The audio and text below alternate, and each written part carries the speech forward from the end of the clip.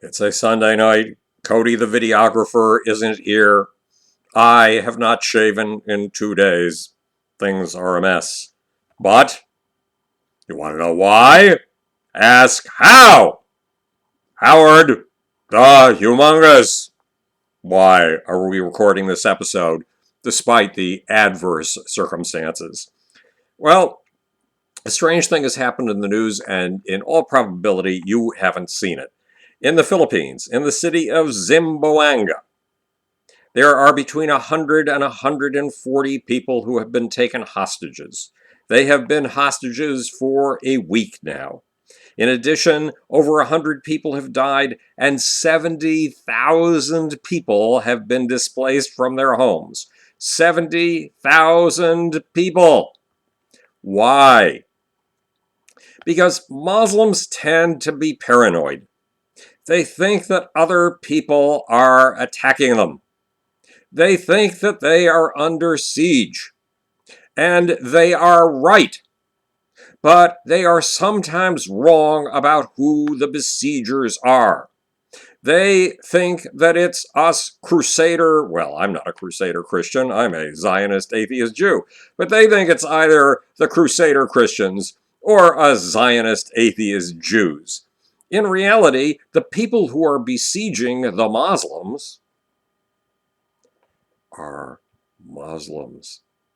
The people who are killing the Muslims are Muslims. Now look, boys and girls, it sounds like I am anti-Muslim. And I'm not wild about a religion, many of whose adherents think that I should be exterminated and that Hitler was right. Remember, I'm a Zionist atheist Jew. I take these things personally. But the fact is that I'm a great favorite on Iranian TV, Saudi TV, and now, much to my shock and surprise, Syrian TV. And when the cameras are not rolling, I tend to discuss issues of importance with the people who run those cameras, who are people I dearly love. And I tried to explain to the crews a few weeks ago this, that if Muslims could solve their problems among themselves and stop killing each other, they would accomplish miracles of peace. What in the world am I talking about? Well, in Zamboanga, in the Philippines, what's the problem? The problem is that there are 6 different Muslim, how do we put this? Freedom fighting groups. Now, what does that mean? Well, the Philippines is a Catholic country. Most of us don't know it, but the Empire of Islam has been the biggest empire in the history of humankind.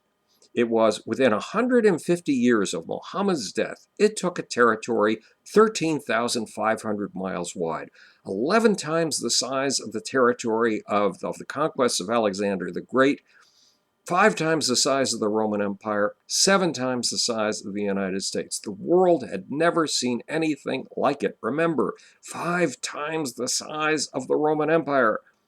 An empire the size of 5 Roman empires. That was done by the Empire of Islam, the greatest imperialistic force the world has ever known. And part of that territory were the Philippines. 500 years ago, the Spanish came to the Philippines, and they took the territory from the Muslims. Now look, should this be a really big deal? The Muslims took all of the territory owned by the Christians under the Roman Empire and the Byzantine Empire. They took all of the territory that belonged to the Jews, including 40 Jewish cities. They even took all of Spain and held on to it for 700 years. They tried to take France and they were turned back. They took pieces of Italy over and over and over again. They even attacked the British and took slaves. They attacked British villages. People went to sleep at night as Christians in safe British villages on the seacoast and woke up with their villages gone as slaves in the holds of Islamic ships and were sold in slave markets in Algeria. In fact, Christian girls from places like England were a huge prize, brought fantastic prices in those markets. As far as the Muslims are concerned, this was fine. So the Christians taking back a teeny little piece of territory in the Philippines should have been just the way things are in a world of imperialisms. But no, that's not the way things went. Muslims have been trying to take back the Philippines ever since. The difficulty is that there are 6 different Muslim liberation groups in the Philippines. And when they are fighting, they are not always fighting the Christians. They are often fighting each other. So why are there 100 hostages, 70,000 refugees, and 100 people dead all in the last week? Well, the guy who runs, the prime minister, the president, whatever the heck he is, who runs the Philippines, made a peace deal. He tried to make a peace deal with the Muslims. He flew to Japan to make this peace deal. He was wildly enthusiastic when he succeeded in making this peace deal. The problem is he only made it with one of the Muslim liberation armies. So when peace began, by the way, a peace that gives the Muslims 75% of the tax revenues that had previously gone to the Catholic government, it's a nice fat deal, and 50% of the tax revenues that come from oil, another Muslim group was not happy. So what did it do? It mounted a sea attack on the city of Zamboanga. This is not uncommon. Muslim separatist groups also mounted a sea attack on a Malaysian port city not long ago, within the last year, and did the same kind of stuff. The result is 70,000 refugees, 100 people dead. The problem is not over as I speak to you at this moment. It's Muslims fighting Muslims. Does the rest of the world, does the rest of the Muslim world, which still extends 13,500 miles all the way from Nigeria to Aceh in Indonesia, still have any problems of this sort? Well, who's killing Muslims in Iraq? The Americans are gone. The Christians, the Crusaders, are no longer there. It's Iraqis. And it's Muslims killing Muslims. It's Sunnis killing Shiites. And they are bombing each other with suicide bombs every single day. An average of 70 people a day are dismembered in the marketplace trying to buy bread somewhere in Iraq. Who's killing people in Afghanistan right now? Well, we're still there, and we are still killing Taliban, and Taliban are still killing us.